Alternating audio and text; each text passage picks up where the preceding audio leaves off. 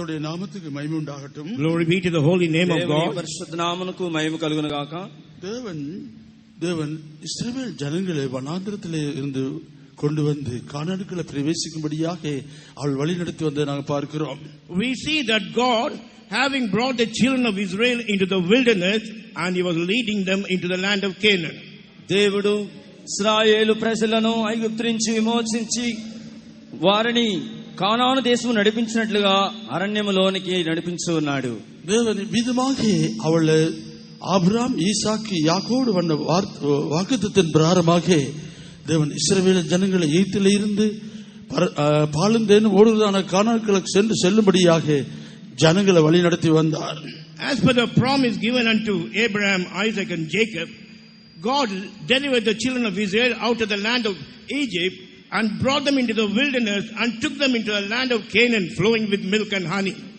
దేవుడు అబ్రహాము ఇస్సాకు యాకోబుతో చేసిన వాగ్దాన ప్రకారముగాని ఇశ్రాయేలు ప్రజలను కానాను అనగా పాలు తేన్లు ప్రవహించు దేశమునకు వారిని నడిపించి ఉన్నాడు.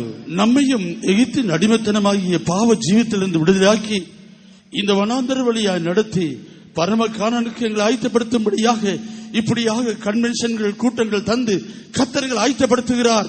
அதுக்காக கரங்களை கர்த்தரை ஸ்தோத்திரம் பண்ணுவோம். Even we were slave unto sin, which is Egypt, and God has delivered us from that particular sin, that Egypt, and brought us in the wilderness, and he is leading us towards the heavenly Canaan. Father, to the grateful heart, let us praise God. ఈ ఐగుప్తు అనేటువంటి పాప బానిసత్వంలో నుండి దేవుడు మనల్ని వినిపించి పరమ కానానికి దేవుడు తోడుకొని వెళ్ళటానికి ఈ కన్వెన్షన్ లో సమకూర్చి ఉన్నాడు. చేతుల పైకెత్తి దేవుని స్తోత్రించండి. హల్లెలూయా. స్తోత్రం స్తోత్రం స్తోత్రం స్తోత్రం స్తోత్రం. ஆமென்.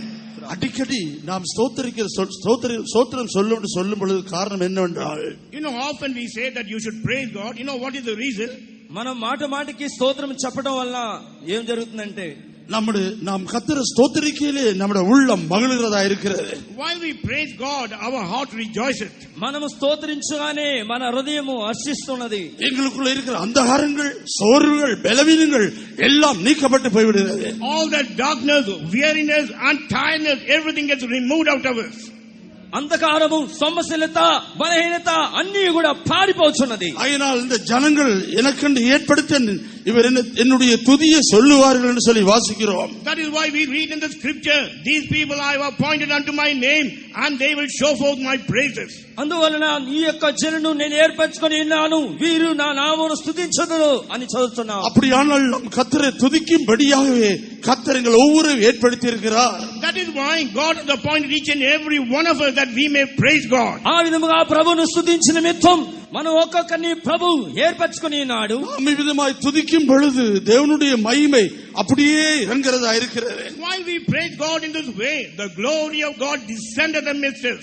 ఆ విధముగా మనము స్తుతించగా దేవుని మహిమ మన మధ్యలో దిగుచూ ఉన్నది. కర్తరుடைய నామத்துக்கு మహిమ உண்டாகட்டும். Glory be to the holy name of God. దేవుని పరిశుద్ధ నామమునకు మహిమ కలుగును గాక. நாம் இந்த வசனத்தை வாசிப்போம். எண்ணாகமம் புத்தகம் 13ஆம் அதிகாரம் 1-2 வசனத்தை வாசிப்போம். The book of Numbers, 13th chapter, first 2 verses. నిర్గమకాండము 13వ అధ్యాయం మొదటి వాక్యాన్ని మన ధ్యానార్థమై చదువుకుందాం. 1-2 వాసిద్దాం. Verses 1 and 2.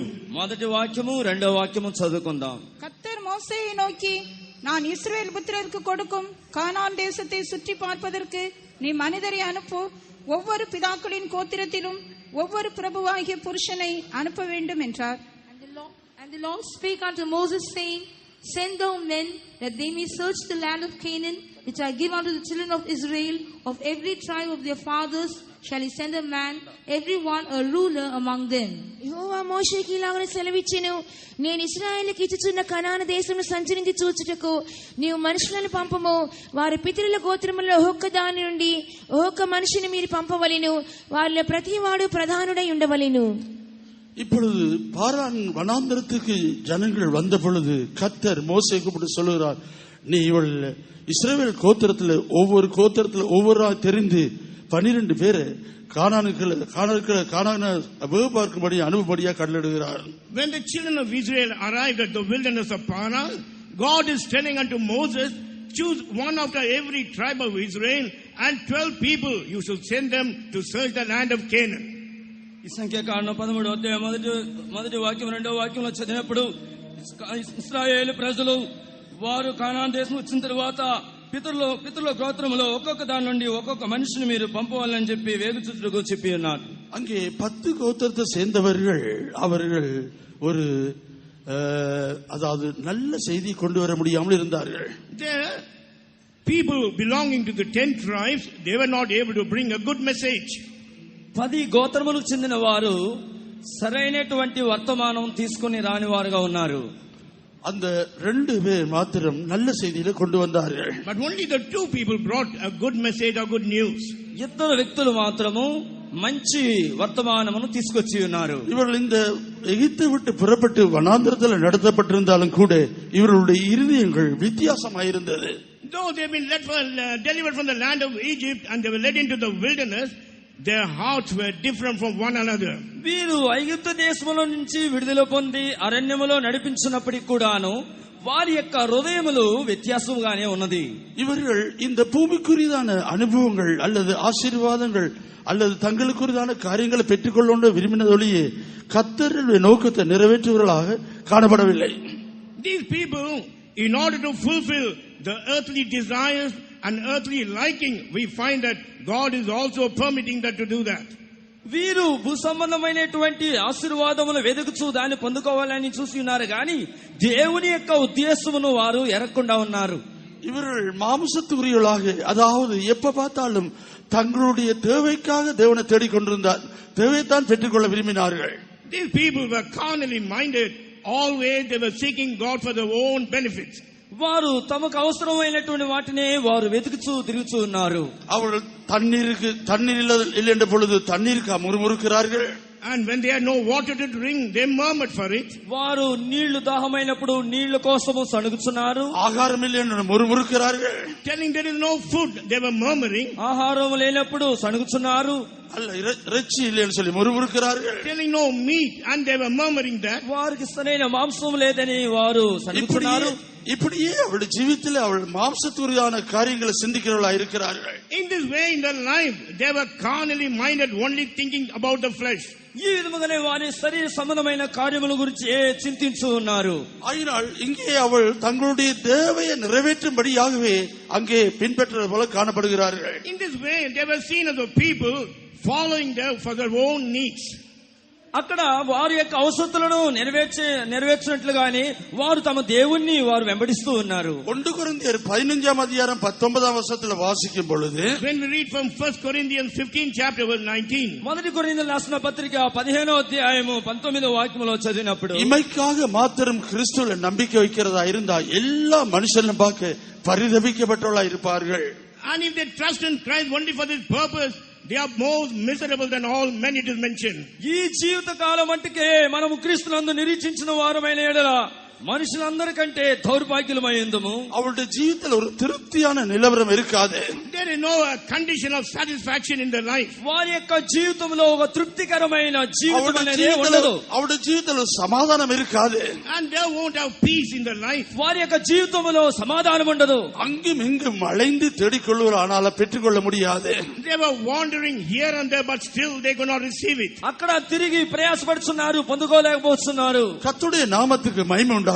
Glory be to the name of God. దేవుని నామమునకు మహిమ చెందును గాక. யோசுவாவும் காலேப்பை குறித்து நாம் பார்க்கும் பொழுது, when we observe about Joshua and Caleb, యెహోషువ కాలేబును గురించి మనం చూసినప్పుడు அவர்கள் தேவன் மேல் ஒரு ஐக்கியப்பட்டவர்களாய் தேவனோடு பெரிய ஐக்கியப்பட்டவர்களாய் இருந்தார்கள். and they had great fellowship and unity with God. వారు దేవునితో కూడా ఒక ఐక్యం కలిగిన వారుగా ఉండి ఉన్నారు. இந்த 10 கூட்டத்தாரை சேர்ந்தவர்கள் தேவனோட ஐக்கியம் இல்லை, அவளுக்குள்ள சரியான ஒரு நம்பிக்கை இல்லாத ஒரு நிலவரம் இருந்தது.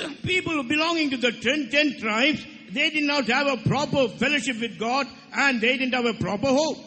మిగతా 10 మందికి కూడా సరైనటువంటి దేవుని గురించిన ఒక నమ్మిక లేని స్థితిలోనే కనబడి ఉన్నారు. காலேப்பும் யோசுவாவும் தேவன் மேல் உண்மையாக பெற்றதாக அவருடைய ஆலோசனைப்படி நடத்தப்பட்டவர்களாய் காணப்பட்டார்கள். and Joshua and Caleb, they trusted in the Lord, and they were following according to his counsel.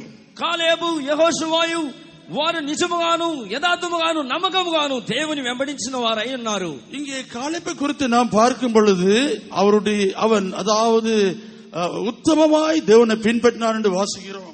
When we see Caleb in this place, we read over there, he followed the Lord uprightly. కాలేబును గూర్చి చదివినప్పుడు నిండైన మనసుతో దేవుని వెంబడించినట్లుగా చదువుతున్నాము.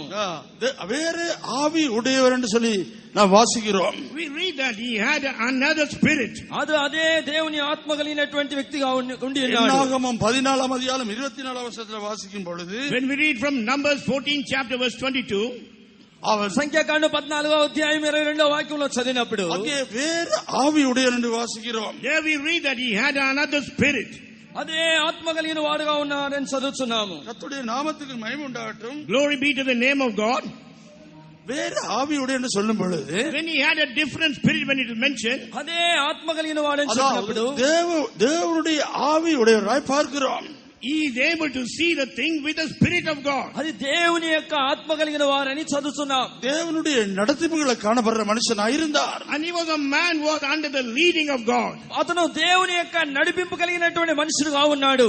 ஆயினால் இவ்விதமாக வேறொரு ஆவியுடைய மனுஷனாய் இருந்தபடியினால், because he had another spirit in him, అటువంటి దేవుని ఆత్మ కలిగిన మనుషుడుగా ఉన్నందువలన ஒரு நல்ல தைரியம் பலன் இருக்கிறதா பார்க்கிறோம். we find that he had a great courage and boldness within him. వారిలో గొప్ప ధైర్యమును బలమును ఉన్నట్టుగా చూడగలుగుతున్నాం. காலேப் என்று சொன்ன அர்த்தம் என்ன? திராணி உள்ளவன் என்று வாசிக்கிறோம். திராணி உள்ளவன். meaning of the name Caleb means the man with God. కాలేబు అనగా అర్థము సామర్థ్యం కలిగిన వాడు. அதாவது எல்லாவற்றையும் செய்ய அவருக்கு பலன் உண்டு. that meaning is that he has strength to do everything. అనగా సమస్తమును చేయుటకు అతనికి బలమున్నది. பிலிப்பியர் புத்தகம் 4ஆம் அதிகாரம் 13ஆம் வசனத்துல வாசிக்கும் பொழுது, when we read from Philippians 4 chapter verse 13, ఫిలిప్పీయులకు రాసిన పత్రిక 4వ అధ్యాయము 13వ వాక్యంలో చదివినప్పుడు, என்னை பலப்படுத்துற கிறிஸ்துனாலே எல்லாவற்றையும் செய்ய எனக்கு பலன் உண்டு என்று வாசிக்கிறோம். we read that I have strength to do everything through Christ who strengtheneth me. మమ్మల్ని బలపరచు క్రీస్తు చేత సమస్తము చేయుటకు మాకు బలమున్నది.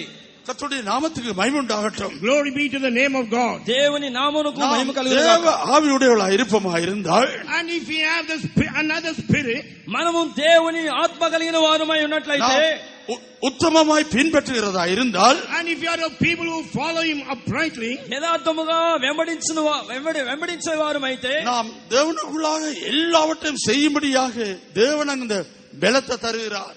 and God is giving us strength to do everything through God who strengthens us. దేవునిలో సమస్తము చేయుటకు దేవుడు మనకి బలమును అనుగ్రహిస్తున్నాడు. கர்த்தருடைய நாமத்துக்கு மகிமை உண்டாகட்டும். glory be to the name of God. దేవుని నామమునకు మహిమ కలుగును గాక. அடுத்தது காலேப் என்று சொல்லும் பொழுது, காலேபை தெரிந்தது யூதா கோத்திரத்தை தெரிந்து கொண்டதாக பார்க்கிறோம். when we read about Caleb, we find that he was chosen out of the tribe of Judah.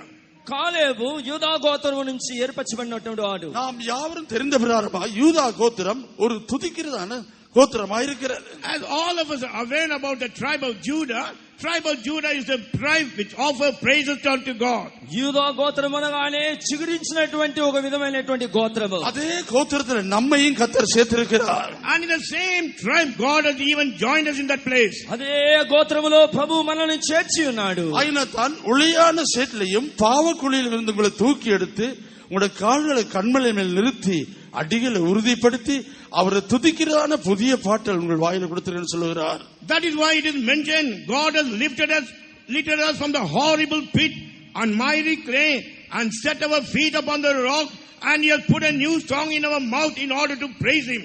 అందువల్ల నాశనకరమైన గుంటలో నుండి చిగటగల దొంగ ఊబిలో నుండి ఆయనను పైకెత్తును, నా పాదముల బండ మీద నిలిపిని అడుగులు స్థిరపరచును, తనకు స్తోత్ర రూపము కొత్త గీతమును మన దేవుడు నా నోట నుంచిను. இன்றைக்கு நம்மில் அநேக காரியங்களை பெற்றுக்கொள்ள விரும்புகிறோம்.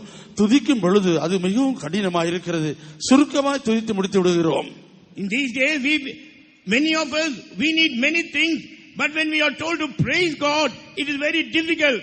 in a very short way we want to get all the things done unto us. మనము దేవుని స్తుతించే విషయంలో చాలా తక్కువ క్లుప్తంగా ముగిస్తున్నాము. అనేక కార్యములు స్తుతుల మూలంగా పొందుకొంటున్నాము. நம்முடைய துதியும் நம்முடைய ஜெபமும் துதியும் ஒரே அளவா இருக்க வேண்டும். our praying and praises should be in the same measure. మన యొక్క స్తోత్రము స్తుతియు ప్రార్థనయు ఒక కొలతగా ఉండవలెను. ஒரு பறவைக்கு 2 செட்டைகள் கொடுக்கப்பட்டிருக்கிறது. a bird has been given 2 wings. ఒక పక్షికి 2 రెక్కలు ఇవ్వబడి ఉన్నది. அந்த 2 செட்டையில ஒரு செட்டை பலவீனமா இருக்குமா இருந்தால் அந்த பறவைக்கு சரியா பறக்க முடியாது.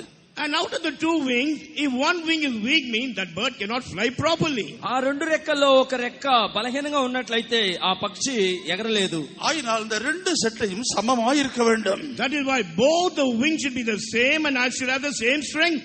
ఆ రెండు రెక్కలు కూడా సమానంగానే ఉండవలెను.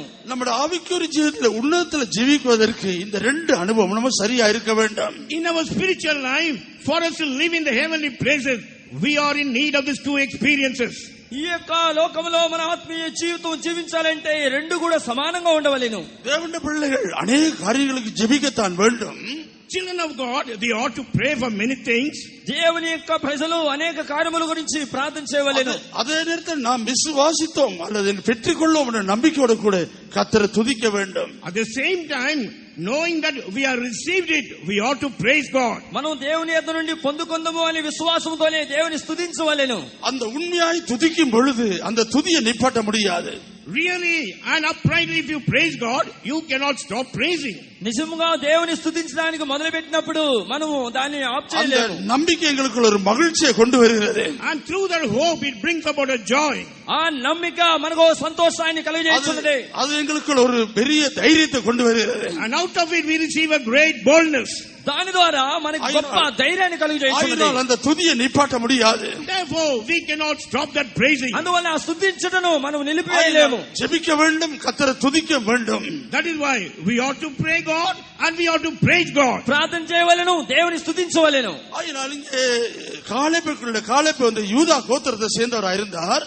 Therefore, we see that Caleb, he was belonging to the tribe of Judah. కాలేబు యూదా గోత్రమునకు చెందిన వాడుగా ఉన్నాడు. ஆயினால் இவருக்குள்ள துதிக்கிறதான அனுபவம் இருந்திருக்கிறது. That is why the experience of praising was in him. అందువల్ల స్తుతించే అనుభవం వీరిలో ఉన్నది. இந்த துதியின் அனுபவம் இருந்த நிமித்தமாக தேவனை பின்பற்ற வாஞ்சை உண்டாகிறது. Because he had the experience of praising, he had a great desire to follow God. దేవుని స్తుతించడం మూలముగా దేవుని వెంబడించవాలని ఒక వాంఛ కలుగుతున్నది. ஆயினால் அவருடைய ஜீவன் வேறொரு ஆவியுடைய ஒரு மனுஷனாய் அல்லது தேவ ஆவியுடைய ஒரு மனுஷனாய் காணப்படுகிறார். That is why in his life he was seen as a man with an another spirit. అందువల్ల అతను దేవుని యొక్క ఆత్మ కలిగిన మనుషులుగా కనబడుతున్నాడు. இவர்கள் துதிக்கிற அனுபவம் இருந்த நிமித்தமாக, because he had an experience of praising, ఈ స్తుతించే అనుభవం ఉన్నందువలన ஒரு திருப்தி உள்ளதான் நிலவரத்துக்கு வரத பார்க்கிறோம். we find that he comes to a state of condition having satisfaction. ఒక తృప్తికరమైనటువంటి ఒక జీవితాన్ని పొందుకొంటున్నారు. பெற்றுக்கொள்ளுவோம் என்ற நம்பிக்கை உண்டாகிறது. He receives a hope that we will receive it. పొందుకొందము అనేటువంటి ఒక నమ్మిక కలుగుతున్నది. ஆண்டவர் தேவன் காப்பார் என்ற நம்பிக்கை உண்டாகிறது. And we receive a hope that God will preserve. దేవుడు నన్ను కాపాడగలడు అనే ఒక నమ్మిక కలుగుతున్నది. தேவன் என்னை நடத்துவார். Lord will lead me. దేవుడు నన్ను నడిపించగలడు. தேவன் எனக்கு அதிசயம் செய்வார். God will do wonders unto me. దేవుడు నాకు అద్భుత కార్యములు చేయడు. தேவன் என்னை பாதுகாப்பார். And God will preserve me. దేవుడు నన్ను కాపాడగలడు. தேவனுடைய பிள்ளைக்கு இவ்விதமான நம்பிக்கை கர்த்தர் உருவாக்குகிறார். And God will bring out this kind of hope unto a child of God. దేవుని బిడ్డలకి ఇటువంటి ఒక నమ్మికను దేవుడు కలుగజేస్తున్నాడు. சங்கீதம் 103 அதிகாரம், When we read from Psalms 103, 5ஆம் வசனத்துல வாசிக்கும் பொழுது, when we read in verse 5, வாசித்து பாருங்கள். 103వ కీర్తన 5వ వాక్యాన్ని మనం చదివినప్పుడు, நன்மையினால் உன் வாயை திருப்தியாக்குகிறார், கழுகுக்கு சமானமாய் உன் வயது திரும்ப வால வயது போலாகிறது. Who satisfied their mouth with good things, so that thy youth is renewed like the eagles. పక్షిరాజు యవనం వలె నీ యవనము క్రొత్తదగుచుండినట్లు మేలుతో నీ హృదయమును తృప్తిపరచుచున్నాడు. நன்மையினால் உன் வாயை திருப்தியாக்குவார். He will satisfy thy mouth with good things. మేలుతో నీ నోటిని నింపుచూ ఉన్నాడు. எப்ப பார்த்தாலும் ஒரு நன்மையாய் பேசுறதான ஒரு அனுபవం. That is an experience of talking about goodness.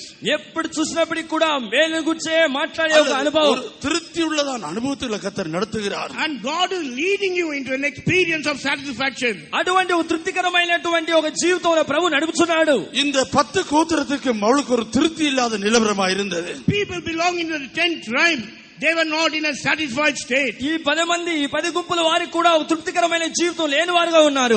அவளுக்கு அதை ஜெயிக்க முடியாதுன்ற சந்தேகம் வந்து விட்டது. They had a doubt that whether they will overcome it or not. ఈ గుంపు వారికి జయించలేము అనే ఒక సందేహం ఏర్పడెను. பார்க்கும் பொழுது எல்லாம் அது ஒரு பெரிய பயங்கரமா காணுகிறது. And into their sight, everything was seeming to be terrible. వారు చూడడానికి వెళ్ళినప్పుడు చూసినంత కూడా వారికి ఒక భయంకరముగా కనబడెను. ஆகையினால் எங்களை கொல்லும்படியாக இந்த இடத்துக்கு கொண்டு வந்தீர்கள். That is why they say, did you bring us here in order to kill us? అందువలన వారు మమ్మల్ని చంపుడుగా మమ్మల్ని ఈ అరణ్యము తీసుకొచ్చి எங்களுக்கு எகிப்தில பிரேத குழி இல்லாமலா இங்கே கொண்டு போடும்படியா கொண்டு வந்தீர்கள்? Because we don't have grace in the land of Egypt, did you bring us here in order to kill us in this place? ఐగుప్తు దేశంలో సమాధానం లేదని మమ్మల్ని అరణ్యానికి చంపుడుకు అరణ్యానికి తోడుకొచ్చి ఉన్నావా? கர்த்தரை துதியாத மனுஷனுக்குள்ள இருந்து எப்பொழுதும் அதைரியமான வார்த்தைகள் தான் உண்டாகும். In the heart of man who do not praise God, only this words of discouragement will proceed. దేవుని స్తుతించకుండా ఉండే మనుషుల్లో నోట్లో నుంచి ఇటువంటి అధైర్యమైన మాటలే బయలుదేరును. காரணம் கர்த்தரை துதிக்க துதிக்க அவருடைய கிருபை பெருகிக்கொண்டே இருக்கிறது. As a man continues to praise God, the grace keeps on increasing and abounding. దేవుని స్తుతించగా వారిలో కృప అనేది పెరుగుతూనే ఉంటును.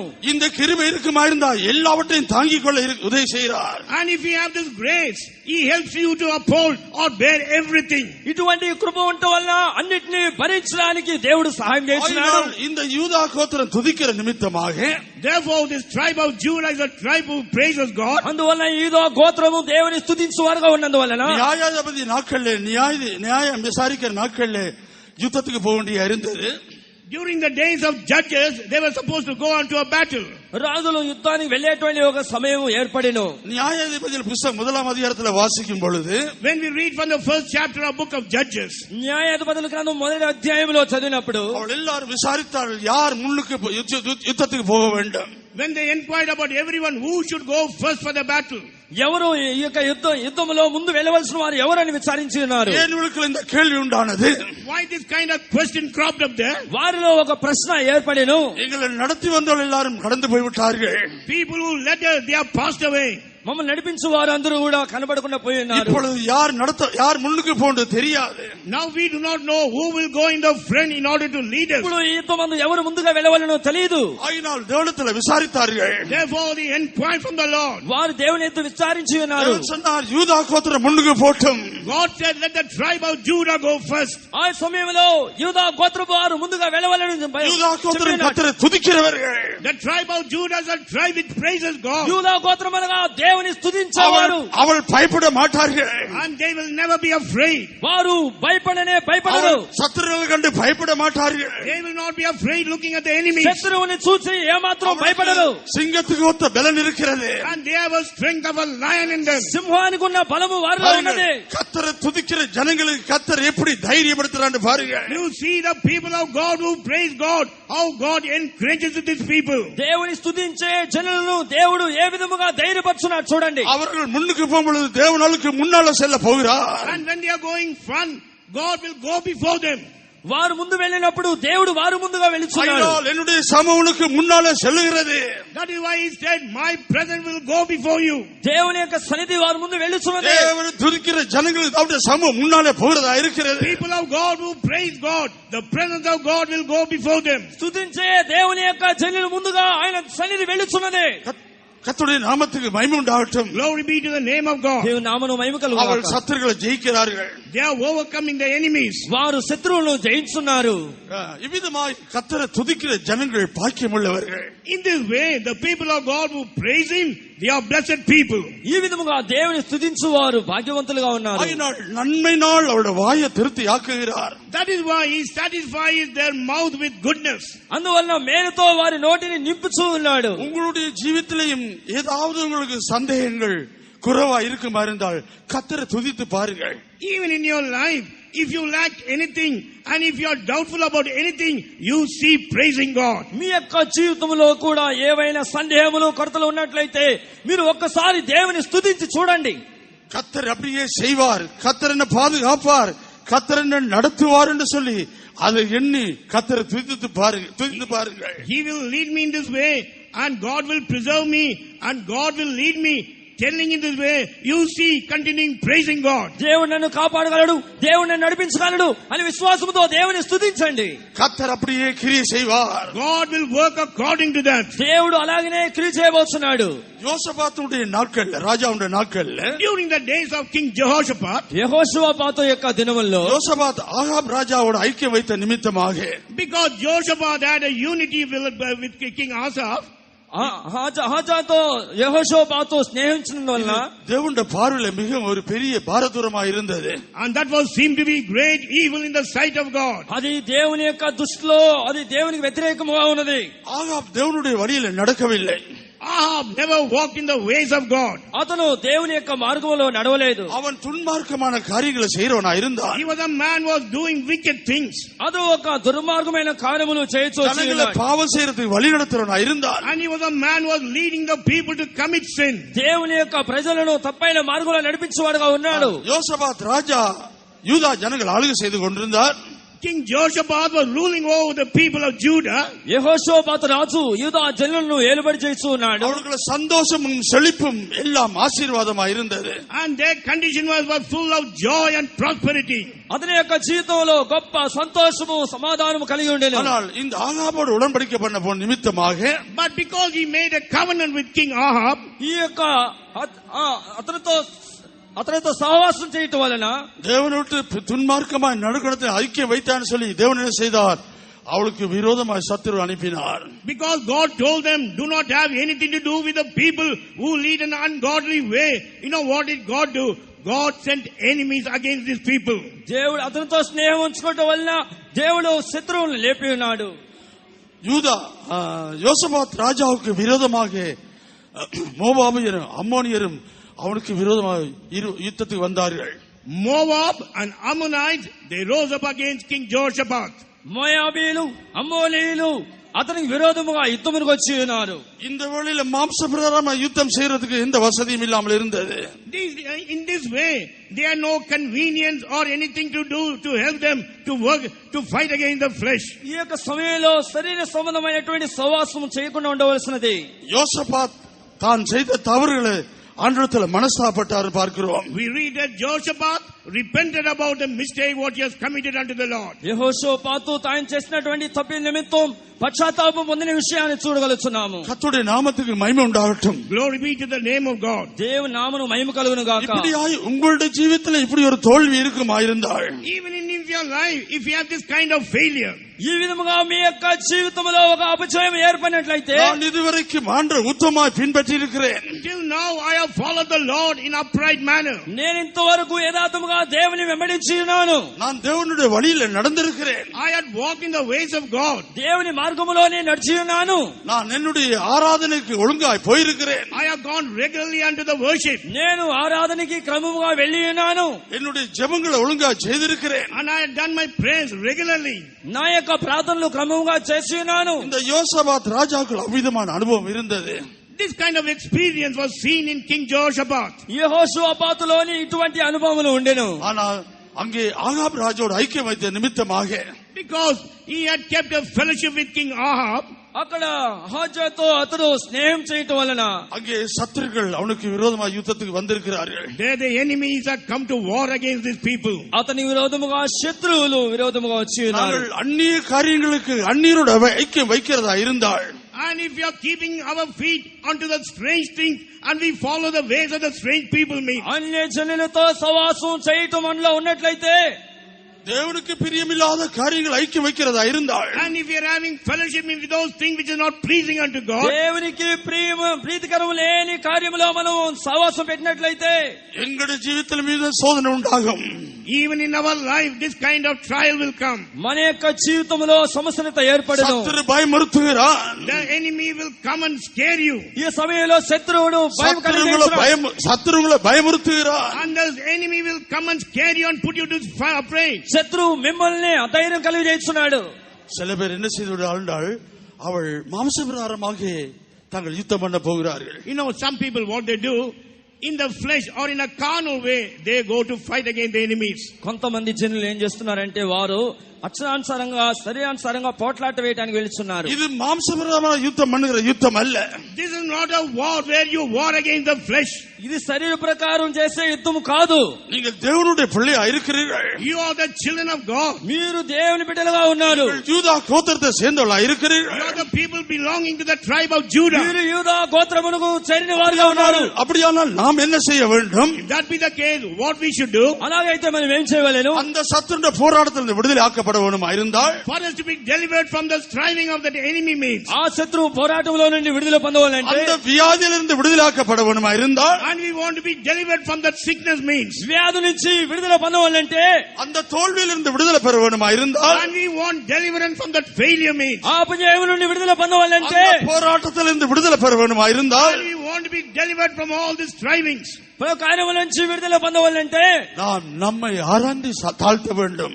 we must know who are we and we should humble ourselves. మనము తగ్గించుకోవాలను. நம்மை தாழ்த்தும் வரைக்கும் நாம் அந்த விடுதலை பெற்றுக்கொள்ள முடியாது. As long as we do not humble ourselves, we cannot receive the deliverance. మనము తగ్గించుకునేంత వరకు మనం విడుదల పొందలేము. யோனா மீனுடைய வயிற்றில் இருந்த பொழுது, When Jonah was in the belly of the fish, యోనా చేప కడుపులో ఉన్నప్పుడు 3 நாள் யோனா மீனுடைய வயிற்றில் இருக்க வேண்டிய இருந்தது. and Jonah was to stay in the belly of the fish for 3 days. యోనా 3 దినములుగా చేప కడుపులో ఉండి ఉన్నాడు. யோனா தன் பிள்ளையை உணர்ந்து சரிப்படுத்தினோன்னு மீன் அவனை கொண்டு கரையில கட்டி விடுறதா பார்க்கிறோம். When Jonah understood his mistake and when he repented from that and he set his life right, we find that fish came and vomited Jonah into the shore. అతను తాను ఆ సమయంలో సరి చేసుకుని తగ్గించుకున్నప్పుడు ఆ చేప ఒడ్డుకు వచ్చి అతని కక్కి பொய்யான மாயை பெற்றுக்கொள்றவர்கள் தங்களுடைய கிருபையை போக்கடிக்கிறார்கள். People who observe the lying vanities, they forsake their own mercy. ఈ యొక్క దినములో పొందుకున్నటువంటి యొక్క కృపను నష్టపరుచుకుంటున్నారు. துதியின் சத்தத்தோடு உம்முடைய பக்கம் திரும்புவேன். I will be the praise of praises, I will turn to you. ఇప్పుడే స్తుతులతో దేవుని యేసు మళ్ళుము. கர்த்தருடைய நாமத்துக்கு மகிமை உண்டாகட்டும். Glory be to the holy name of God. దేవుని నామమునకు మహిమ కలుగును. நம்முடைய குறியில நாம் கண்டுபிடிக்க வேண்டும். If that be the case, we must find out our shortcomings. మొట్టమొదటిగా మన యొక్క కొరతలను మనము కనిపెట్టవలెను. கர்த்தருக்கு சித்தமில்லாத நாம் என்ன செய்தோம் அதை ஆராய்ந்து சரிப்படுத்தும் பொழுது கர்த்தர் அந்த சிறையிருப்பில் அந்த சத்துடைய கையிலிருந்து எங்களை மீட்கிறார், விடுதலை ஆக்குகிறார். When we examine and find out the thing what we have done against the will of God, then God begins to deliver us from the hands of the enemies. మొట్టమొదటిగా మన యొక్క జీవితంలో కొరతలు ఏమైనా ఉన్నాయా అని పరిశీలించి మనం సరి చేసుకున్నప్పుడు దేవుడు మనకు సాయం చేస్తూ ఉన్నాడు. இப்பொழுது யோசபாத் ராஜா என்ன செய்கிறார்? Now King Jehoshaphat, what is he doing? ఈ యొక్క సమయంలో యెహోషాపాతు రాజు ఏం அவர் చేస్తున్నాడు? தன்னை தாழ்த்தி முற்றுமாய் தேவனுக்கு ஒப்பு கொடுத்து அவர் கர்த்தரை பாடி துதிக்க ஆரம்பித்தார். Humbling himself, totally surrendering into the hands of God. Now he begins to sing and praise unto God. ఈ యొక్క సమయంలో దేవుని పాడుటకును స్తుతించుటకును మొదలుపెట్టి ఉన్నాడు. 2 நாளாகமம் 2 Chronicles, 2 நாளாகமத்தை நாம் வாசிக்கிறோம். we read in 2 Chronicles 20ஆம் அதிகாரம் 22ஆம் வசனத்தை வாசிப்போம். 20th chapter verse 22. రెండవ దినవృత్తాంతముల గ్రంథము 20వ అధ్యాయము 22వ వాక్యాన్ని చదువుకుందాం. அவர்கள் பாடி துதி செய்ய தொடங்கின போது யூதாவுக்கு விரோதமாய் வந்து பதிவிருந்த அம்மோன் புத்திரரையும் மோவாபியரையும் சேயீர் மலை தேசத்தாரையும் ஒருவருக்கு விரோதமாய் ஒருவரை கர்த்தர் எழும்ப பண்ணினதினால் அவர்கள் வெட்டுண்டு விழுந்தார்கள். And when they began to sing and to praise, the Lord set ambushments against the children of Ammon, Moab, and Mount Seir, which were come against Judah, and they were smitten. கர்த்தருடைய நாமத்துக்கு மகிமை உண்டாகட்டும். Glory be to the holy name of God. దేవుని నామమునకు మహిమ కలుగును గాక.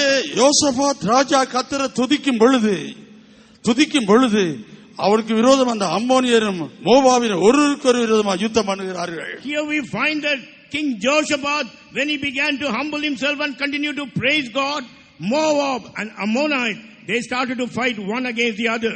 ఇక్కడ యెహోషాపాతు వారు స్తుతించుటకును పాటకును మొదలుపెట్టగా వారు ఒకరును చంపుకొనుటకు దేవుడు క్రియ చేసి ఉన్నాడు. மோவாபும் அம்மோனியரும் யோசபாத்துக்கு விரோதமாக யுத்தம் பண்ணும்படியாக இருவரும் ஐக்கியமாக வந்தார்கள். Ammon and Moab, they were united together and they came forward in order to fight against King Jehoshaphat.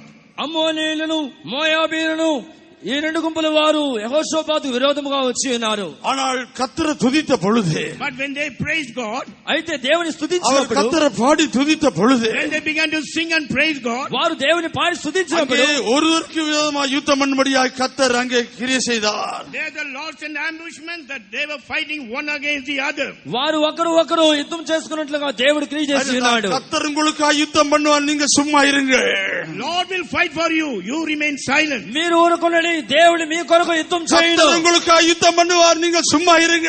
You will remain silent and God will fight for you. మీరు మౌనంగా ఉండండి, మీ కొరకు యెహోవా యుద్ధం చేయను. நீங்கள் கர்த்தரை துதிக்கையிலே, And while you praise God, మీరు దేవుని స్తుతించగా கர்த்தர் உங்களுக்காக யுத்தம் பண்ணுகிறார். God will fight for you. దేవుడు మీ కొరకు యుద్ధం చేస్తున్నాడు. கர்த்தருடைய நாமத்துக்கு மகிமை உண்டாகட்டும். Glory be to the name of God. దేవుని నామమునకు మహిమ కలుగును గాక. அதனால் நம்முடைய துதி ஆண்டவரை துதிக்க நாம் விட்டுவிடக் கூடாது. Therefore, we should not stop praising God. మనము స్తుతించుటను ఏమాత్రం విడవకూడదు. கர்த்தருடைய நாமத்துக்கு மகிமை உண்டாகட்டும். Glory be to the name of God. దేవుని నామమునకు మహిమ కలుగును గాక. தானிయేலுடைய ஜெபத்தை நாம் பார்க்கும் பொழுது, When we observe the prayer of Daniel, దానియేలు యొక్క ప్రార్థన మనం చూసినప్పుడు தானிయేலுக்கு விரோதமாக அநேகர் எழும்பினார்கள். many people rose against Daniel. దానియేలుకు విరోధముగా శత్రువులు నిలబడి அவனை ఉన్నారు. குற்றப்படுத்தும்படியா முயற்சித்தார்கள். They made effort in order to accuse Daniel. ఆయన మీద నేరం మోపుటకు నిలబడి ఉండగా தன்னுடைய உத்தியோகத்தில் எல்லாவற்றிலும் உண்மையா நேர்மையா இருந்தார். But he was upright and faithful in all the ways he was offering praying. దానియేలు ప్రార్థనలోను స్తుతించుటలోను నమ్మకంగా ఉండి ఉన్నాడు. உத்தியோகத்தில் எந்த குற்றம் பிடிக்க முடியவில்லை. They could not find fault with him in any way. ఆయనలో ఏ నేరము కనుగొనలేకపోయి ఉన్నారు. ஆகினால் பொறாமை நிமித்தமாக அவன் தேவன் ஆராதிக்க கூடாது, ராஜாவை தவிர வேற எந்த காரியமும் செய்யக்கூடாது ஒரு தீர்மானத்துக்கு வந்தார்கள். Therefore, being envious about him, that he may not worship the Lord, they came to another agreement along with the king in order to come against him. అందువలన ఏ నేరం కనుగొనలేకపోయి ఉన్నారు. అందువలన తిరిగి రాజు యొక్క ఆజ్ఞని చొప్పున వారు రాజునే మొక్కవలెను, వేరే దేవుని ఆరాధించకూడదని వచ్చి ఉన్నారు. ஆனாலும் தானிయేல் தன்னுடைய ஜெபத்தை விடவில்லை. But yet Daniel never stopped praying. అయినప్పుడు కూడా దానియేలు ప్రార్థన విడవలేదు. నియమిக்கப்பட்ட நேரத்துக்கு உண்மையா இருந்தார். And the place where he was kept, he was faithful in that. నియమించబడిన సమయంలో అతడు ప్రార్థన చేయుటకు నమ్మకంగా ఉండెను. அவன் ஒவ்வொரு நாளும் ஜெபிக்கும் பொழுது, Every day when he was praying, ఒక్కొక్క రోజు ప్రార్థన చేస్తుండగా நம்பிக்கையோட கர்த்தரை துதிக்கிறார். and with a hope, he was praising God. నిరీక్షణతో దేవుని స్తుతించు ఉన్నాడు. இவருடைய எல்லா தந்திரங்களில் இருந்து எல்லா பயங்கரத்திலிருந்து கர்த்தர் என்ன பாதுகாப்பார். From all the evil devices of the people, God will preserve me. వీరి యొక్క తంత్రముల నుంచి, ఈ యొక్క పోరాటం నుంచి దేవుడు నన్ను కాపాడగలడు. அந்த சிங்கத்தின் வாயிலிருந்து என்ன தப்பி வைப்பார். He will make me to escape from the mouth of lion. ఆ సింహం నోట నుండి దేవుడు నన్ను తప్పించును. ఆయన தானியேல் புத்தகம் 6ஆம் அதிகாரம் 10ஆம் வசனத்தில் வாசிக்கும் பொழுது, That is why when we read from the book of Daniel 6 chapter verse 10, அவன் ஜெபம் பண்ணி దానియేలు గ్రంథం 6వ అధ్యాయం 10వ వాక్యంలో చదివినప్పుడు அவன் ஜெபம் பண்ணி கர்த்தரை துதித்தான் என்று we வாசிக்கிறோம். find that he prayed and offered praises unto God. అతను ప్రార్థన చేయొచ్చు, దేవుని స్తుతించు వచ్చి ఉన్నాడని చూస్తున్నాం. எங்களுடைய ஜெபத்தில் எங்களுக்கு நம்பிக்கை உண்டாக வேண்டும். We must receive hope in our prayer. మన యొక్క ప్రార్థనలో మనకు ఒక నిరీక్షణ కలగాలి. பெற்றுக்கொள்வோம் நம்பிக்கையோடு கூட கர்த்தரை ஸ்தோத்திரிக்கும் பொழுது, And with the faith that we will receive it, and with that faith when we praise God, నేను పొందుకొనగలను అనే ఒక నమ్మిక మనలో அது కలిగినప్పుడు அப்படியே நிறைவேறுகிறதா இருக்கிறது.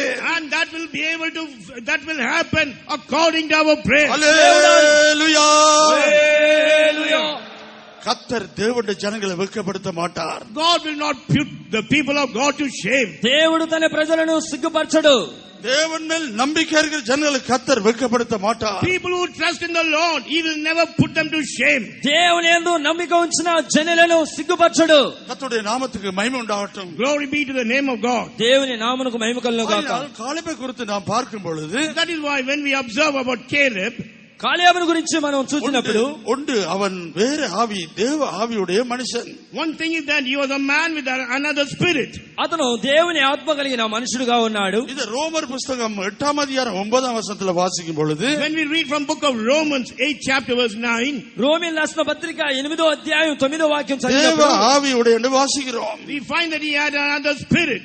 దేవుని ఆత్మ కలిగిన వారని చదువుతున్నాం. அடுத்தது அவன் ஒரு தைரியசாலியாய் காணப்பட்டான். Secondly, he was seen as a person having boldness. అటు తరువాత అతడు ఒక ధైర్యవంతుడుగా కనబడి ఉన్నాడు. யோசுவா புத்தகம் 14:11 வாசிக்கும் பொழுது, From the book of Joshua 14 chapter 11th verse when we read, యెహోషువ గ్రంథం 16వ అధ్యాయం 11వ వాక్యంలో చదివినప్పుడు எனக்கு அன்றைக்கு இருந்த பலன் இன்றைக்கு 80 வயது அதே பலன் இன்றைக்கு இருக்குன்னு சொல்லுகிறார். and he said the strength what I had in the beginning, now I'm 80 years old, I have the same strength in me. నన్ను పంపినాడు నాకు ఎంత బలమో నేటి వరకు నాకు అంత బలమని 14వ అధ్యాయం 11వ వాక్యంలో చదువుతున్నాం. அடுத்தது உத்தமாய் கர்த்தரை பின்பற்றினான் வாசிக்கிறோம். Next to that we find that he followed the Lord uprightly. అటు తరువాత నిండైన మనసుతో దేవుని వెంబడించి ఉన్నాడు. ఉత్తమాய் కర్తரை பின்பற்றுகிறது. Even a man who followed God uprightly. నిండైన మనసుతో దేవుని వెంబడించుతా அவர் இரண்டு வேஷம் போட இல்லை. He never put on two fashions. రెండు వేషాలు వేయలేదు. கர்த்தருடைய நாமத்துக்கு மகிமை உண்டாகட்டும். Glory be to the name of God. దేవుని నామమును உலகத்தை காணும் பொழுது உலகத்துக்கு ஏற்ற பிரகாரமாய் நடந்து கொள்ள பார்க்கிறோம். When we are in the world, we are thinking to walk according to the world. కొన్ని సందర్భాల్లో కొంతమంది లోక జనుల ప్రకారంగా నడవాలని చూస్తూ ఉన్నారు. దేవుని సముద్రం వரும் பொழுது దేవుని భక్తి உள்ளவள காண்பிக்க விரும்புகிறோம். When we come to the presence of God, we pose ourselves that we are godly people. దేవుని సంఘానికి వచ్చినప్పుడు దేవుని భక్తి కలిగిన వారుగా నడుచుకుంటున్నారు. காலேப்பு எங்க இருந்தாலும் கர்த்தரை உத்தமாய் பின்பற்றுகிறவனாய் இருந்தான். But Caleb was a man, wherever he was following God in upright manner. కాలేబు ఎక్కడ ఉన్నప్పటికీ కూడా దేవుని ఎదుట ఉత్తముగా నడిచి ఉన్నాడు.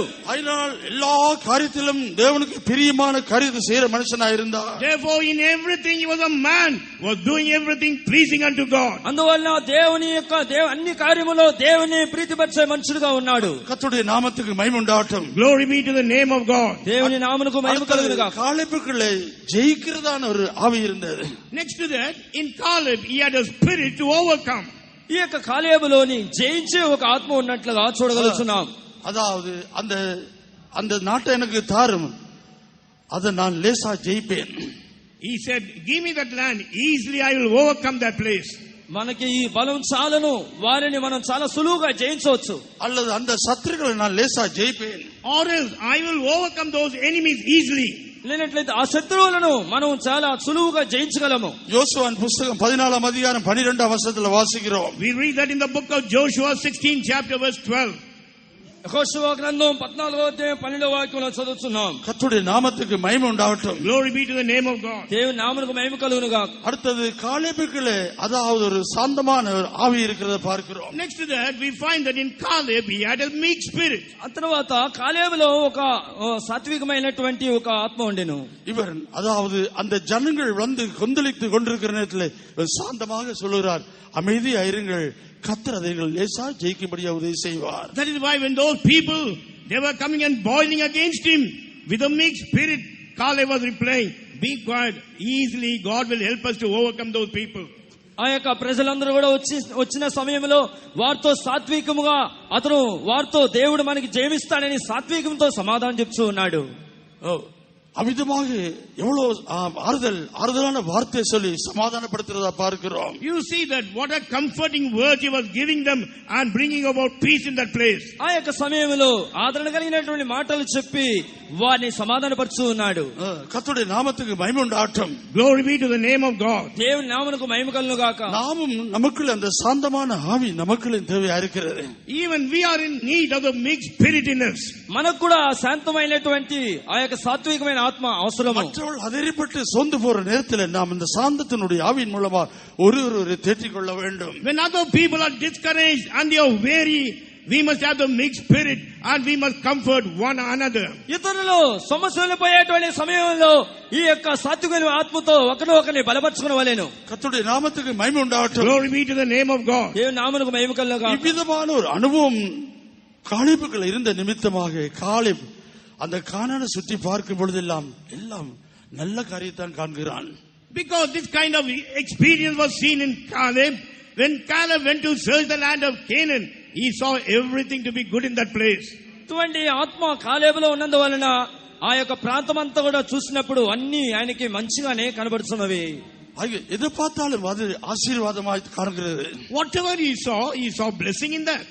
ఆయన ఏది చూసినప్పుడు కూడా అది ఆశీర్వాదకరంగానే ఉన్నది. எதை பார்த்தாலும் இதெல்லாம் நல்ல காரியமா இருக்கிறது. And whatever he saw that to be good. ఆయన చూసిన కార్యములన్నీ కూడా అన్ని మంచిగానే కనబడుతున్నవి. கர்த்தருடைய நாமத்துக்கு மகிமை உண்டாகட்டும். Glory be to the name of God. దేవుని నామమునకు మహిమ కలుగును గాక. பார்த்தால் மரங்கள் எல்லாம் நல்ல கனி கொடுக்கிறதா இருக்கிறது. And when he observing the trees and the trees are bearing good fruits. ఆ యొక్క చెట్లని చూసినప్పుడు మంచి మంచి ఫలములతో కనబడుతున్నది. அந்த கனிகளை வெட்டி கொண்டு வருகிறார். Therefore he cuts down those fruits and brings them. ఆ యొక్క గెలలుగా ఫలములన్నీ కూడా ఆ పండ్లు తీసుకొస్తున్నాడు. கர்த்தருடைய நாமத்துக்கு மகிமை உண்டாகட்டும். Glory be to the name of God. దేవుని నామమున మహిమ కలుగును గాక. ஆகையினால் அங்கே கனியுள்ளதான வார்த்தைகள், கனியுள்ளதான ஜீவியம் காலைப்புகளை காணப்படுகிறத பார்க்கிறோம். We find that in Kala we can see a fruitful life, a life experience where he was bringing about good fruits. కాలేబు యొక్క జీవితంలో ఫలము ఇచ్చినటువంటి యొక్క జీవితము అనుభవం ఉన్నట్లుగా చూడగలుగుతున్నాము. நாம் கனிவுள்ளதான ஜீவியம், அதாவது கனி கொடுக்கிறதா, அதாவது கனி நல்ல காரியத்தை செய்யறதா இருந்தால், வாஞ்சிக்கிறதா இருந்தால் அது ஜீவன் ஒரு கனி கொடுக்கிறதா நிலவரமா இருக்கும். If we desire good thing and we do good thing, and that life will be a life where we bear good fruits. మనం మంచి కార్యము చేయడం వాంఛించినప్పుడు మనము కూడా ఇతరులకి ఫలమిచ్చు వారముగా కనబడదము. கர்த்தர் எங்களுக்கு தருவார். God easily will give that unto us. దేవుడు మాకు వాటిని దయచేయును. அது நல்ல தேசமாயிருக்கிறது. And that is a good land. అది మంచి దేశముగా ఉన్నది. அது பாலும் தேன் ஓடுகிற தேசமாயிருக்கிறது. And that is a land flowing with milk and honey. పాలు తేనెలు ప్రవహించే దేశముగా ఉన్నది. அந்த ஏனாக்கியர் எல்லாரும் எங்களுக்கு இறை ஆவார்கள். All these people will become a prey unto us. ఆ యొక్క ప్రజలందరికీ కూడాను நமக்குள்ள அந்த கனியுள்ள ஜீவம் இருக்குமா இருந்தால், and if we have the fruit bearing experience in our life, మనలో ఫలమిచ్చేటువంటి ఒక స్వభావం ఉన్నట్లయితే, தேவனோடு ஐக்கியப்பட்ட இருதயம் இருக்குமா இருந்தால், and if we have a heart where we have a fellowship with God, దేవునితో ఐక్యపడినటువంటి ఒక జీవితం ఉన్నట్లయితే நன்மையான வார்த்தை பேசுறதா அனுபவம் இருக்கும். and we will have an experience to talk about good things. మేలైన కార్యముల గురించి మాట్లాడే అనుభవం మనలో ఉండును. கர்த்தருடைய நாமத்துக்கு மகிமை உண்டாகட்டும். Glory be to the name of God. దేవుని నామమునకు మహిమ కలుగును గాక. இங்கே யோசுவா விதமாக நான் பார்க்கும் பொழுது, and when we see in this way, ఈ విధంగా మనం చూసినప్పుడు, யோசுவா குறித்து பார்க்கும் பொழுது, and when we observe about Joshua, యెహోషువను గురించి చూసినప్పుడు, யோசுவா தேவனுடைய ஒரு நடத்திப்புகளை காணப்படுகிறோம். we find that Joshua was under the leading of God. యెహోషువ ఒక నడిపింపు కింద ఉన్నటువంటి వ్యక్తిగా కనబడుచున్నాడు. இங்கே யோசுவா நிலவரத்தை பார்க்கும் பொழுது, when we see condition in this condition of Joshua here, ఇక్కడ యెహోషువ యొక్క స్థితిగతులను చూసినప్పుడు, அவனும் தேவனோடு ஜீவிக்கிறதான அனுபవం இருந்தது. he also had an experience to live with God. అతనికి దేవునితో జీవించే ఒక అనుభవం ఉండెను. கர்த்தருடைய நாமத்துக்கு மகிமை உண்டாகட்டும். Glory be to the name of God. దేవునికి మహిమ కలుగును గాక. அவனுக்கு கர்த்தரை ஆராதிக்கிறதான அனுபవం இருந்தா பார்க்கிறோம். We find that he had an experience to worship the Lord. అతనికి దేవుని ఆరాధించేటువంటి ఒక అనుభవం అతని జీవితంలో ఉండేది. யோசுவாவின் புத்தகம் 24ஆம் அதிகாரம், book of Joshua 24th chapter, 15ஆம் வசனத்துல வாசிக்கும் பொழுது, and the 50th verse when we read, యెహోషువ గ్రంథం 24వ అధ్యాయం 15వ వాక్యములో మనం చదివినప్పుడు, கர்த்தரை சேவிக்கிறது உங்கள் பார்வைக்கு ஆகாததாய் கண்டான் பின்ன யாரை சேவிப்பீர்கள் என்று இன்று தெரிந்து கொள்ளுங்கள். நதிக்கு அப்புறத்தில் உங்கள் பிதாக்கள் சேவித்த தேவர்களை சேவிப்பீர்களோ, நீங்கள் வாசமணிகிற தேசத்து குடிகளாகிய எமோரியரின் தேவர்களை சேவிப்பீர்களோ, நானும் என் வீட்டாருமோ வென்றால் கர்த்தரையே சேவிப்போம் என்றான். And if it seem evil unto you to serve the Lord, choose you this day whom ye will serve, whether the gods which your fathers served that were on the other side of the flood, or the gods of the Amorites in whose land ye dwell. But as for me and my house, we will serve the Lord. கர்த்தருடைய நாமத்துக்கு மகிமை உண்டாகட்டும். Glory be to the name of God. దేవుని నామమునకు మహిమ కలుగును గాక. நானும் என் வீட்டாரும் என்றால் கர்த்தரையே சேவிப்போம். But as for me and my house, we will serve the Lord. నేను నా ఇంటి వారును యెహోవాను సేవించుదము అని చెప్పి ఉన్నాడు. இது கர்த்தரை ஆராதிக்கிறது காண்பிக்கிறது. This shows worshiping the Lord. ఇది దేవుని ఆరాధించే కార్యాన్ని చూపించున్నది. கர்த்தரை நாம் ஆவியோடு ஆராதிக்க வேண்டும். We must worship the Lord in the spirit. మనము దేవుని ఆత్మతో ఆరాధించవలెను. இதுதான் யோசுவாக்கள் இருந்தான அனுபவம் பார்க்கிறோம். We find that this is the experience which was seen in Joshua. ఇదే కాలేబులో ఉన్నటువంటి ఒక అనుభవాన్ని చూడగలుగుతున్నాం. யோசுவா பார்த்து ஆண்டவர் சொல்றார் என்னவென்றால், looking unto Joshua, you know what does the Lord say? యెహోషువను చూసి దేవుడు సెలవిస్తున్నాడు, நீ బలంగుండి దృఢమనదాయిరు, you be strengthened and be steadfast. నీవు బలము నొంది దృఢమైన கலங்காதே திகையாதே, நான் உன் தேவனாய் இருக்கிறேன். Do not be troubled, do not be worried, I am your God. నువ్వు భయపడకము జడియకము, నేను నీకు తోడై ఉన్నాను. ஆமென். இவ்விதமாய் ஆவியின் மூலமாக ஒரு பலப்படுறதான அனுபவத்தை காண்பிக்கிறதா பார்க்கிறோம். We find it in this way that he was strengthened by the Spirit. ఈ విధముగా ఆత్మ మూలముగా ఒక బలాన్ని పొందుతామని చూడగలుగుతున్నాం. தேவ ஆவியை பெற்ற ஜனங்கள் தேவ ஆவியில் நிறைந்திருக்க வேண்டும். People who receive the Spirit of God, they must be filled with the Spirit of God. దేవుని ఆత్మను పొందినటువంటి జనులు దేవుని బలముతో నిండి ఉండవలెను. தேவ ஆவியில நிறைந்திருந்தா தன் பலன்ல இருக்கிறத பார்க்கிறோம். Only when you are filled with the Spirit of God, that you will be having the strength of God. దేవుని ఆత్మతో నింపబడినప్పుడు మాత్రమే దేవుని బలముతో ఉండగలము. கர்த்தருடைய நாமத்துக்கு மகிமை உண்டாகட்டும். Glory be to the name of God. దేవుని నామమునకు మహిమ కలుగును గాక. நாம் அவிதமாக தேவன் ஆவி இல்லாவிட்டால் நம்முடைய ஆவிக்குரிய ஜீவிதத்தை நாம் ஒருபோதும் கட்டி எழுப்ப முடியாது. And if we do not have this kind of spirit, never can we build up our spiritual life. మనము దేవుని యొక్క ఆత్మ లేనట్లయితే మన ఆత్మీయ జీవితమును కట్టి లేపలేము. அந்த ஜனக்கூட்டம் அவள் கர்த்தரை சரியாய் ஆராதிக்க நிமித்தமாக, because these people, they never worship the Lord properly, వారు దేవుణ్ణి ఆరాధించేటువంటి ఒక జనులుగా ఉన్నందువలన அவர்களுக்குள்ள தெய்வீக அன்பு காண முடியவில்லை. we could not see divine love in those people.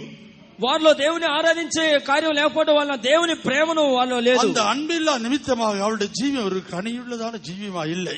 And because there was no love of God in them, even their life was also seen not to be good. వారిలో ప్రేమ లేనందువలన వారిలో కఠినమైనటువంటి జీవితము కనబడిను. அதனால் இப்போ என்ன செய்கிறார்கள்? Therefore now what do they do? అందువలన ఆ గుంపు వారు ఏం చేస్తున్నారు? அவளுக்கு விரோதமாய் கல் எடுத்து வீசும்படியா பிரயாசப்படுகிறார்கள். Now they are making efforts to stone against them.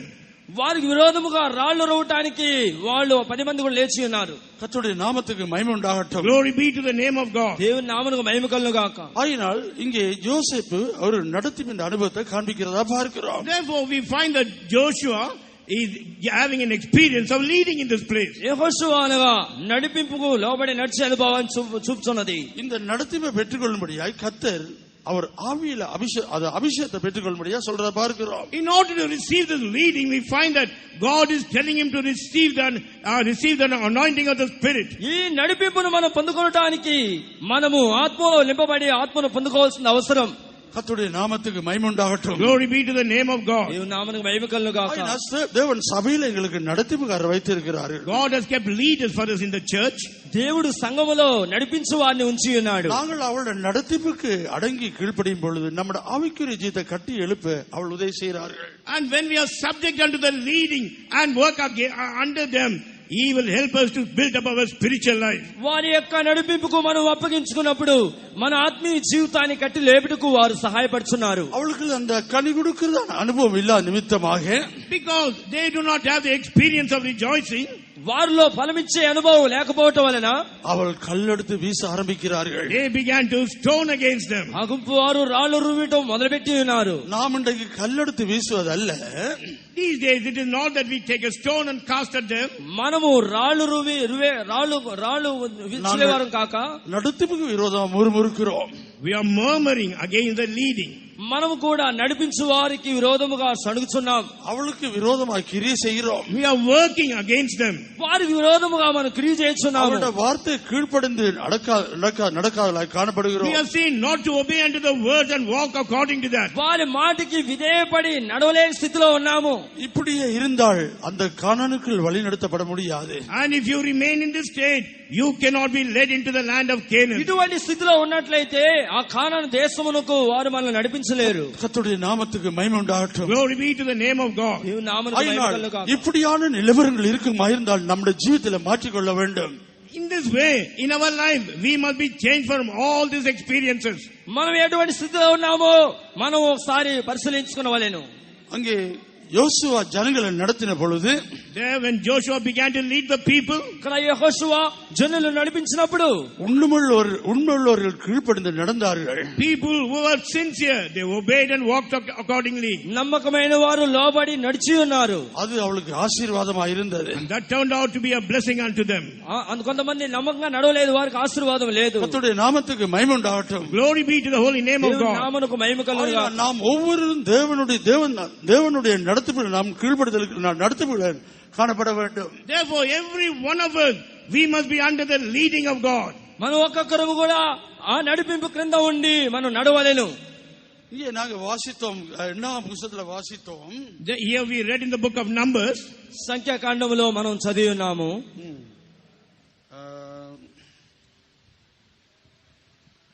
13 வாசிக்கிறோம்.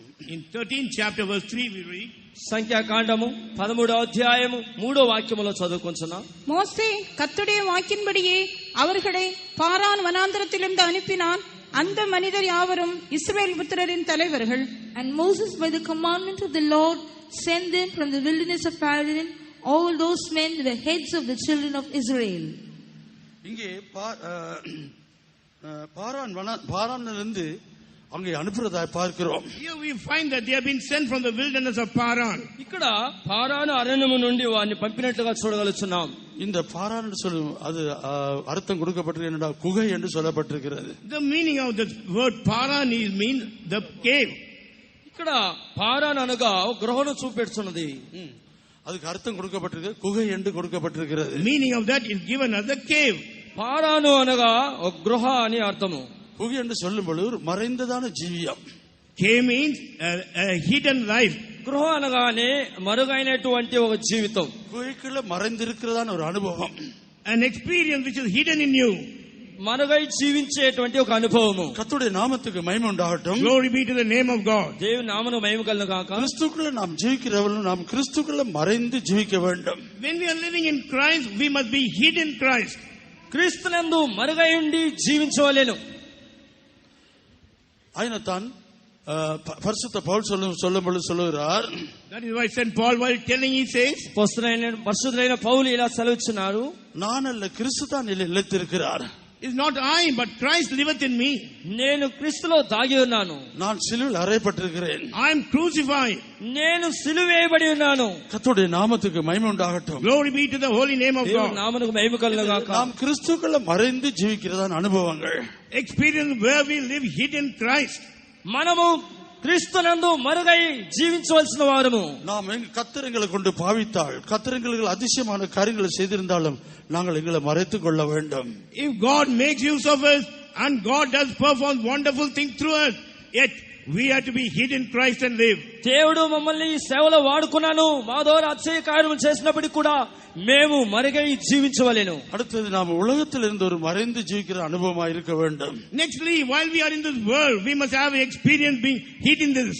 అడుపేమిట ఈ లోకంలో కూడా మనం మరుగై జీవించవలసిన వారముగా ఉన్నాము. இந்த உலகத்தினுடைய எல்லா காரியங்களும் நாம் இடப்படுவோமா இருந்தால் and we get entangled with everything in this world means ఈ యొక్క లోక కార్య సంబంధములో అన్నిట్లో మనం ఉన్నట్లయితే எங்களுடைய பரிசுத்த ஜீவித்தை நாம் பாதுகாத்துக் கொள்ள முடியாது. we cannot preserve our holy life.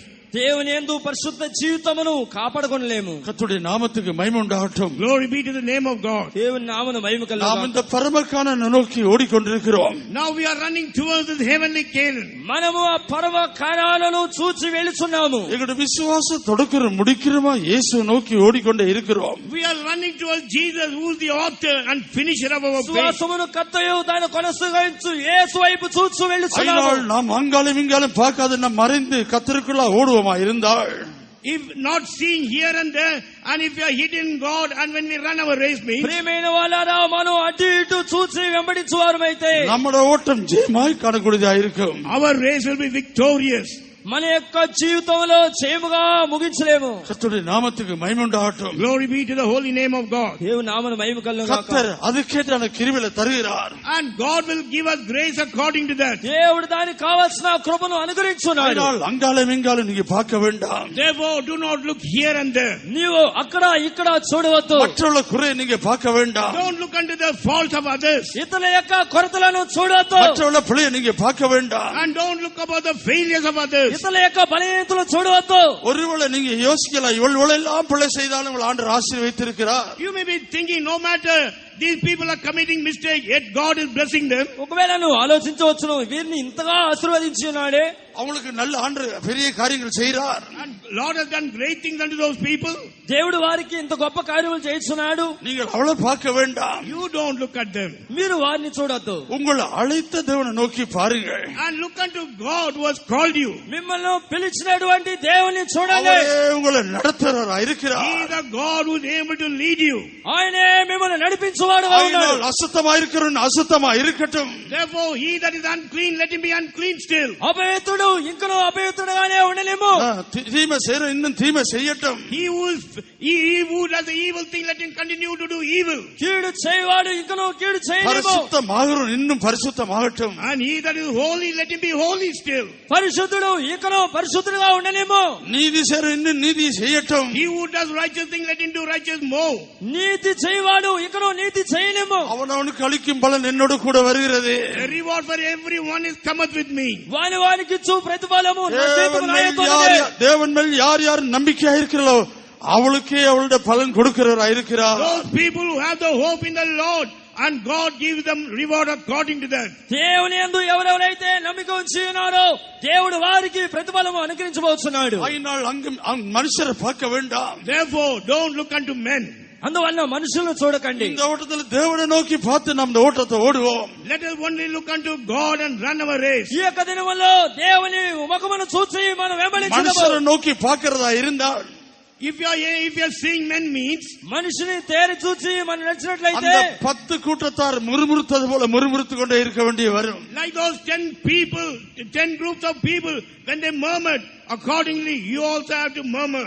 ఆ 10 గుంపుల వారు సణుగుచున్నట్టుగానే మనం కూడా సణుగుదము. அவள் தேவன் எவ்வளவு நன்மை செய்திருக்கிறார். God has done so many good things. దేవుడు వారికి ఎన్నో మేళ్లు చేసి ఉన్నాడు. தேவன் அற்புதமாய் பாதுகாத்திருக்கிறார். Wonderfully God has preserved them. దేవుడు అద్భుతంగా కాపాడి ఉన్నాడు. அதெல்லாம் மறந்து போய்விட்டார்கள். And they have forgotten all those things. వీటన్నిటిని మర్చి ఉన్నారు. ஒரு சிறிய காரியம் அவளுக்கு கிடைக்காவிட்டால், And if they don't receive a small thing, ఒక చిన్న కార్యము వారికి దొరకపోయినప్పుడు பெரிய முறுமுறுப்பு உண்டாகிறது. a great murmuring comes in them. వారిలో గొప్ప సణుగు కలుగుతున్నది. அதனால் மனுஷரை நோக்கி பார்க்க வேண்டாம். Therefore don't look unto men. అందువల్ల మనుషులు உங்களை அழைத்த தேவனை நோக்கி பாருங்க. Only look unto God who has called you. మిమ్మల్ని పిలిచిన దేవుని చూడండి. உங்களை அழைத்த தேவனை நோக்கி பாருங்க. Only look unto God who has called you. మిమ్మల్ని పిలిచిన దేవుని చూడండి. அவரே உங்களுக்கு பிரதிபலன் தருகிற தேவனா இருக்கிறார். He is the God who gives you the reward. ఆయనే ప్రతిఫలం ఇచ్చే దేవుడుగా ఉన్నాడు. అయినా இந்த அனுபவங்களை நான் பெற்றுக்கொள்ள வேணுமா இருந்தால், Therefore when we receive these experiences, అందువల్ల ఇటువంటి అనుభవం మనం పొందినప్పుడు அந்த காளைப்புக்குள்ள இருந்த ஆவி, யோசுவாக்குள்ள இருந்த ஆவி நமக்குள்ளும் காணப்பட வேண்டும். the spirit which was in Caleb and the spirit which was in Joshua, and that spirit will be seen in us. ఆ కాలేబులోను యెహోషువలోను ఉన్నటువంటి యొక్క ఆత్మ మనం పొందుకుందాము. காளைப்பை பார்த்து இவன் வேற ஆவியுடைய என்று சொல்லி தேவன் சாட்சி கொடுக்கிறார். Looking unto Caleb, God is giving a testimony. He had another spirit. ఇదిగో వేరే ఆత్మ కలిగిన వారని దేవుడు సాక్ష్యం ఇస్తున్నాడు. யோசுவா கர்த்தரை ஆராதிக்கிற ஒரு மனுஷனா இருந்தார். Joshua was a man who is worshipping God. యెహోషువ దేవుని ఆరాధించే వ్యక్తిగా ఉన్నాడు. வட்டிலையும் பார்க்க கர்த்தரை ஆராதிக்கிறார் காணப்பட்டார். More than anything, he was seen to be a man who was worshipping God. అతను దేవుని ఆరాధించే వ్యక్తిగా కనబడి ఉన్నాడు.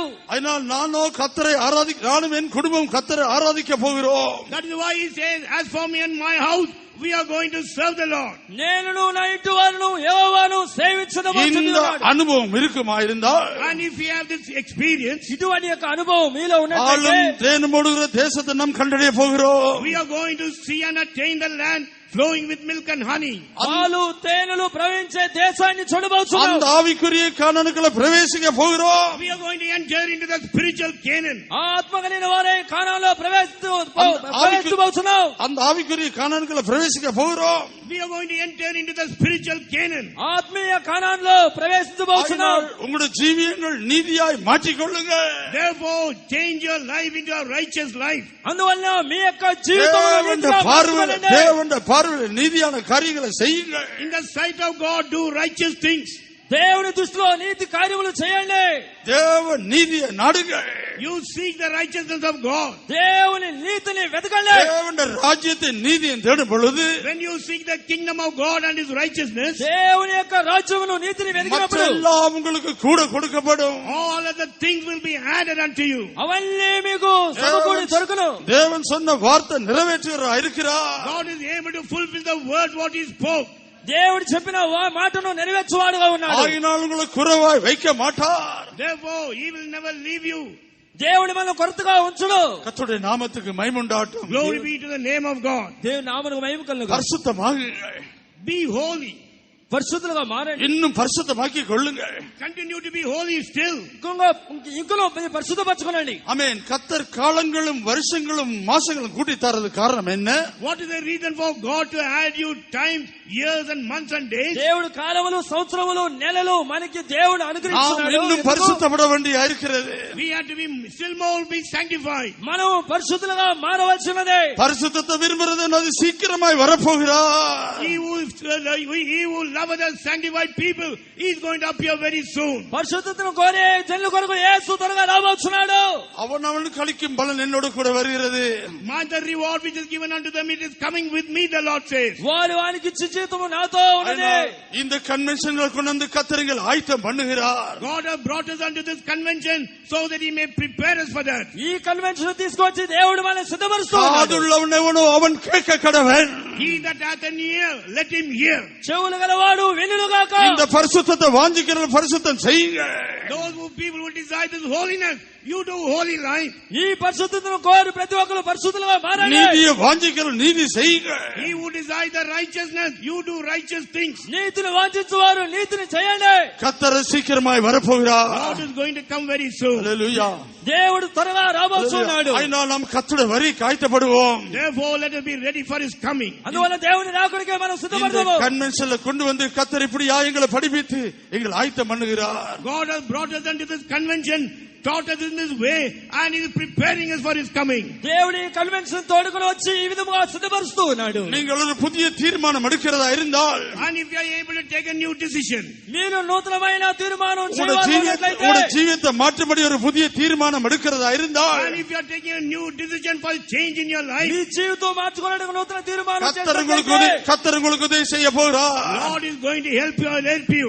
దేవుడు మీకు సహాయం கர்த்தர் உங்களுக்கு கிருபை చేయబోతున్నాడు. தர போகிறார். God is going to give grace దేవుడు unto మీకు you. సహాయం చేయబోతున్నాడు. ஹalleluya.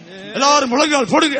All of you be on your knees. எல்லாரும் ஆண்டவருக்கு ஒப்பு கொடுங்க. All of you surrender దేవుని to the Lord. సమర్పించండి. நாம் கடைசி வேளையில We have வந்திருக்கிறோம். come to the last moment. మనం చివరి సమయంలో వచ్చి நாம் ఉన్నాము. இந்த முறுமுறுத்து கொண்டு இருக்க முடியாது. Until we cannot continue to murmur ఇక anymore. మీదట సనకుండా ఉండాలి. நாங்கள் இன்னும் குழந்தைகளை போல கேட்டுக்கொண்டே இருக்க முடியாது. Like a babe, we cannot keep on asking the Lord. ఇక మీదట మళ్ళీ విరోధంగా మాట్లాడకూడదు. எனக்கு அது வேணும் இது வேணும் அது வேணும் என்று நாம் கேட்டுக்கொண்டிருக்கிற காலம் அல்ல. This is not the time when we keep asking God, I want this and I want that. ఇక మీదట అది కావాలి ఇది కావాలని అడుగుతుండే కాలములు కావు. எல்லா பக்கத்திலையும் அழிவு நெருங்கி வந்து கொண்டிருக்கிறது. In every side, destruction is approaching fast. చుట్టుపక్కల నుండి నాశనము కమ్ముచున్నదే. எந்த நேரம் என்ன சம்பவிக்கும் என்று தெரியாது. We do not know what will take place at what time. ఏ సమయంలో ఏమి సంభవించినో நாம் తెలియదు. கர்த்தருக்கு ஆயத்தப்பட வேண்டும். We have to get ready for the coming of the Lord. అదిగో నాశనం రాబోతున్నదే. ஆண்டவரே என்ன பரிசுத்தமாக்கு. Lord, you sanctify me. ప్రభువా నన్ను పరిశుద్ధపరచండి.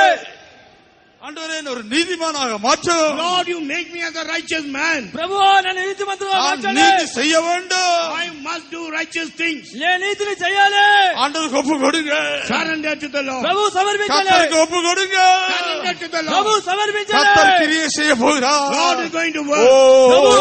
ரிபாலக திரபாலக திரலாபால திரலாபால ரிபாலக திரிபிரிக்க திரிபிரிக்க லாபால திரலாபால திரலாபாரியாகல. ஹalleluya ஹalleluya ஹalleluya ஹalleluya ஹalleluya ஹalleluya. ஆமென். பலங்கொண்டு திடமனதாய் இரு. And like Caleb, you be having a steadfast mind. అందరూ దృఢమైన విశ్వాసంతో కలబడండి. பயப்படாதே. Do not be afraid. భయపడద్దు. நானே உன் தேவன். I am your God. నేనే నీ దేవుడను. நான் உனக்கு உதவி செய்ய போகிறேன். I am going to help you. నేను నీకు సహాయం நான் உன்னை చేయబోతున్నాను. வழி நடத்த போகிறேன். I am going to lead you. నేనే నీ నడిపించబోతున్నాను. நான் கிரியை செய்ய போகிறேன். I am going to work in నేను you. క్రియ చేయబోతున్నాను. நான் உன்னை உயர்த்த போகிறேன். I am going to exalt you. నేను హెచ్చించబోతున్నాను. பலங்கொண்டு திடமனதா இருங்க. And be strength and having a Hallelujah. steadfast mind. దృఢమనస్సుతో కలబడండి. அந்த அபிஷேகத்துக்கு ஒப்பு கொடுங்க. Give unto the అభిషేకాన్ని anointing. సమర్పించండి.